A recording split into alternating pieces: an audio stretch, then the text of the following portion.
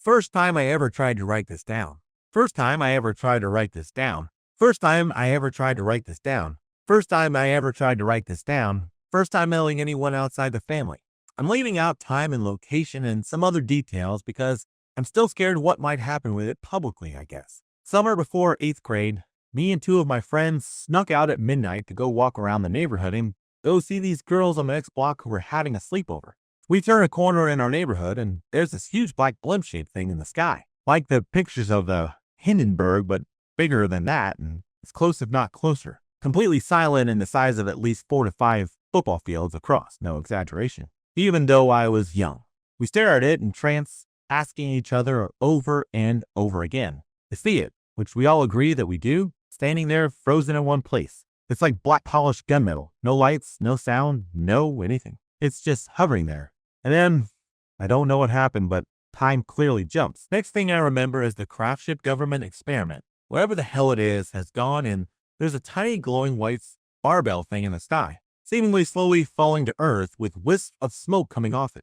Then 2 brand new black trucks with silver gearboxes on the back, like F-150s or S-10s, but nicer, came speeding down the street, going about 70 in a residential 25 mil or strolling. Maith, Nastradan, the high shured, self the front and 6 day to tame fane down the street, going about 70 in a residential 25 mil or B.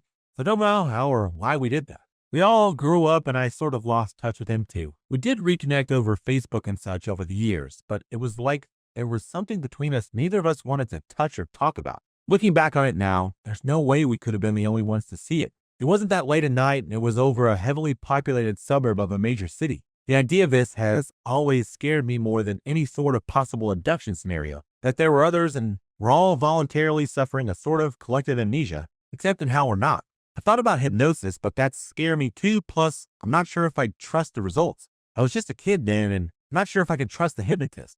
What I do know, again, is that there's no way it was just the 3 of us who saw it. We're talking a huge thing hovering in the sky directly above hundreds of houses just after midnight on a summer weekend night. But nothing on the news, nothing in the paper, nothing on TV, no words spoken about it again, ever, by anyone. My mom tells a story of her and her friend. Let's call her friend Lisa. When my mom and Lisa were teenagers, they were up on the roof of Lisa's house, and they see a bright light in the sky. Next thing they know, the light is gone. Thing is, they think they've been on the roof for like 15 minutes, but something like 3 hours passed. Mom doesn't remember anything about what happened during that time, and Lisa simply refused to talk about it. She would answer my mom with things like, I don't know, and just drop it for a long time. So a couple months later, Mom moves away and loses contact with Lisa for about 10 years. She finally third to still negative save features in the brew for us 10 years. She finally meets up with her again and immediately notices that something is odd about Lisa. Lisa appeared very distant to her with a very dreamy demeanor, like she was really happy and at peace for no good reason. After they talk for a bit, Lisa brings up the incident on the roof. Mom says she still doesn't really remember anything about it, but Lisa remembers. She remembers everything. She said that at first it was all in bits and pieces and she couldn't remember any of it clearly. She was confused and scared and wanted to avoid discussing it. Then as time passed, she began to remember more of it. She remembers it all clearly, and she remembers the other 3 times she was abducted after that clearly as well. At first, they paralyzed her somehow and did all sorts of invasive experiments on her. But by the most recent time, they stopped probing her and began to talk with her. They didn't speak English or any other human language, but she could understand everything they said, even though she can't speak their language herself. Apparently, they told her all sorts of things. Stuff about space, Earth itself, and most shockingly, predicted years beforehand that she would get pregnant in a specific year and it would also be a stillborn, and that she would never be able to have children again. They also told her that it was not their fault, and they even made an attempt to save her from this fate, but they were unsuccessful. They also told her that they had abducted my mother. Another time, after that first incident, Mom says she has no recollection of any other potential, but she does have recurring nightmares of being abducted, but she's almost sure that they're just that, nightmares. Anyway, Lisa tells Mom that every time she speaks with them, she comes to understand the truth more and more. When Mom inquires what the truth is, Lisa just says that you will know eventually. And she says that once she learned of the truth, then everything became wonderful. Mom has seen her a few more times over the years. We still live in another state from her, and she apparently has a pretty normal life and doesn't obsess over alien stuff like some supposed alien abductees do. She only ever brings it up in passing, not like it's a central part of her daily life. 1997 Colorado Springs, CO. I was 8 years old, playing in the sand volleyball court at the park down the street from my house. I was engrossed in my activity, burying my collection of Happy Meal toys in the sand and then digging them back out. Repeat. I was looking down, but decided suddenly that I needed to look up because the world around me had lost all sound. There was no longer any ambient noise. No traffic noise from the busy streets just a block over. No more dogs barking. No more birds chirping. I looked at the street that bordered the park, and that is when I saw it. It looked like a stealth bomber turned sideways, nose leading one wing down toward the road and the other pointed up at the sky. Completely shiny black in color, just gliding over the road. I watched it for maybe 20 seconds. As soon as it had passed behind some 2-story houses and out of my sight, I got my hearing back full force. I ran home with my pea-soaked pants and never spoke a word of it to anybody. I was on a wildfire just south of Bigway Proving Grounds in Utah. We were in fire rigs driving to the incident area, 4 trucks in close convoy when we heard helicopters. 8 black military choppers escorted us in formation for like 10 miles. We assumed they were just doing drills and using us for fake target practice or something. A little while later, we were parked and about to start hiking to the fire line when suddenly a thin column of smoke shoots probably about 200 feet into the sky. It was a good mile away, but the concussion was pretty significant when it hit us and the noise was still ridiculously loud. We thought it was probably no big deal. We knew we were near a strike zone.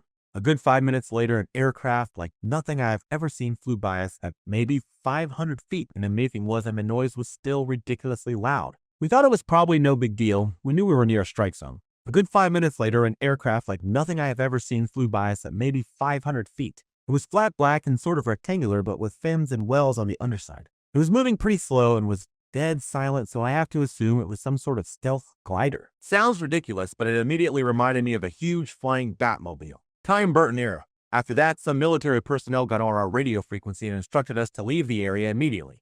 When our crew chief asked who it was and why they signed off, and the incident commander, the guy in charge of managing the entire situation, came on the radios and said we were evacuating the area. They sent us to a completely different fire about 100 miles to the south and never told us why except that it was higher priority, which was bull. It was already out when we got there. We just assisted crews in the mop-up operation. The thing that confuses me about this is that if the Army didn't want us to see that stuff, or if it was dangerous, why did they keep us clear of the area in the first place? Either a communications breakdown, or they have a now awful situation going down and had to get us out of there without warning.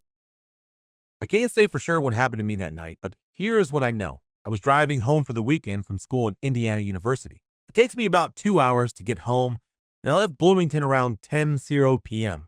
At exactly 10:53, I am on a rural stretch of the 2-lane highway I take home. And I noticed what appeared to be flashing lights behind me. I thought, great, I'm getting pulled over.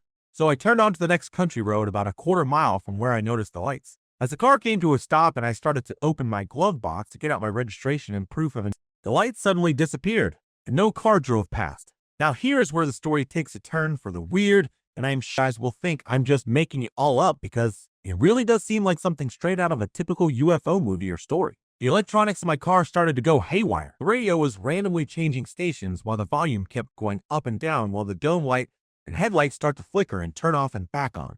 It's 10:56 p.m. I start thinking to myself that my battery must be failing, or else I have a short somewhere in the electric system on my car. So I lean down to pop the hood so I can take a look at the battery, and that is the last thing I remember doing. The next thing I know, I open my eyes and see nothing but the night sky full of bright stars. It was a cold night, and it seemed like I had never seen stars that bright in my life. I sat up and looked around, and I saw absolutely nothing. Nothing at all. I was in the middle of a field, surrounded by corn stalks left over from the recent harvest. As I started to come to my senses, I started to freak out. Where am I? Why the heck am I asleep in the middle of a field? Where the heck is my car? I got up and started walking toward the distant headlights I could see from a road about a half a mile away.